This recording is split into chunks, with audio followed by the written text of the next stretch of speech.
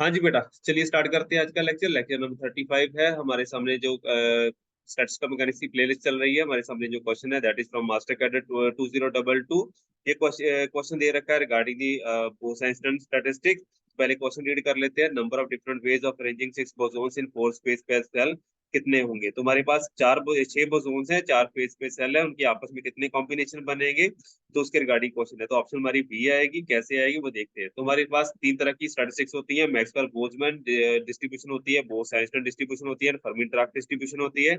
और तीनों के लिए अगर हम थर्मोडायनेमिकल प्रोबेबिलिटी लिखें, जब आप ये फंक्शन कहाँ से आते हैं, जब आप इसकी डेरिवेशन करते हो ऑक्यूपेशन नंबर की, तो वहां से थर्मोडायनेमिकल प्रोबेबिलिटी निकल के आती है कि कितने सेल्स के अंदर कितने पार्टिकल अरेंज हो सकते हैं। ये नंबर जितना बड़ा होगा वो स्टैटिस्टिकल प्रोबेबिलिटी उतनी ज्यादा आएगी और उतने ही ज्यादा वो स्टेट स्टेबल रहेगी।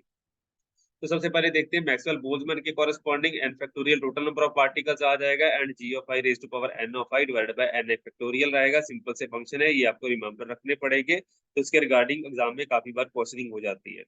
ठीक है जी। सिमिलरली बोस-आइंस्टाइन स्टैटिस्टिक्स है, तो वहां पे भी आपके पास N I plus G I minus one factorial आ गया divided by N I factorial into G I minus one factorial दे दिया गया है। सिमिलरली फॉर फर्मी-डिराक, तो ये तीनों फंक्शन आपको रिमेंबर रखने पड़ते हैं। इसके अलावा आपका काम नहीं चलेगा बेटा।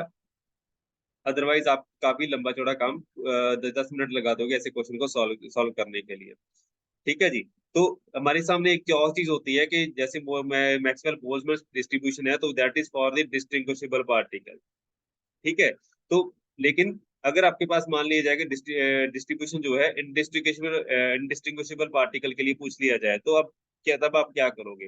तो वैसे न्यूमेरिकल हमने पहले भी देखे हुए हैं कि मैक्सवेल बोल्ट्जमैन के कॉरस्पॉन्डिंग हमें एक क्वेश्चन पूछ लिया गया था regarding the distinguishable particles as well as non distinguishable particles. वहां पे भी हमें टेक केयर करना पड़ा था। वहां पे आप क्या करोगे अगर ऐसा क्वेश्चन आ जाता है कि मैक्सवेल बोल्ट्जमैन डिस्ट्रीब्यूशन है, लेकिन अगर आपके पार्टिकल इनडिस्टिंग्विशेबल हो गए, तो आप कौन सा डिस्ट्रीब्यूशन फंक्शन फॉलो करोगे? तो आप बोस-आइंस्टाइन वाला डिस्ट्रीब्यूशन फंक्शन फॉलो करोगे। ठीक है जी। तो बिकॉज जो बोस-आइंस्टाइन स्टैटिस्टिक्स है, वहां पे आपके पास क्या होता है, आपके पास पार्टिकल नॉन डिस्टिंग्विशेबल होते हैं। सिमिलरली फर्मी-डिराक के अंदर भी होता है, लेकिन फर्मी-डिराक में आपको फर्मी पॉली एक्सक्लूजन प्रिंसिपल आ जाता है कि एक स्टेट के अंदर एक ही पार्टिकल होता है। लेकिन बोस-आइंस्टाइन में वो चीज एग्जिस्ट नहीं करती है। जैसे बोस-आइंस्टाइन कंडेंसेशन होती है, तो एक स्टेट में मल्टीपल पार्टिकल भी एग्जिस्ट कर सकते हैं। तो मैक्सवेल बोल्ट्जमैन डिस्ट्रीब्यूशन जो है, अगर आपके पास इनडिस्टिंग्विशेबल पार्टिकल आ गए, तो आप कौन सी डिस्ट्रीब्यूशन फॉलो करेंगे, कौन सा डिस्ट्रीब्यूशन फंक्शन फॉलो करोगे? It will be Bose Einstein distribution function. तो चलिए आज का क्वेश्चन इसको इलेबोरेट करते हैं। हमारे सामने जो क्वेश्चन दे रखा है, कितने बोसोन्स हैं? हमारे पास 6 बोसोन दे रखे हुए हैं।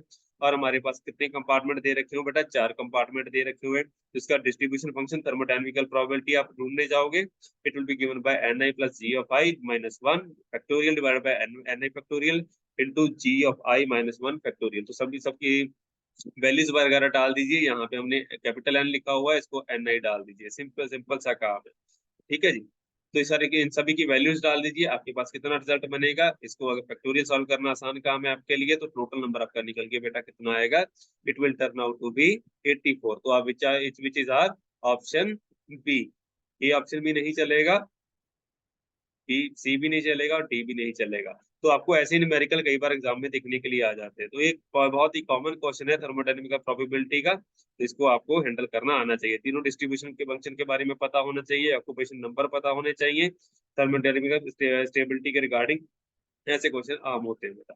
तो ऐसे न्यूमेरिकल आपके लिए लेके आते रहेंगे। Till then thank you very much, see you next time.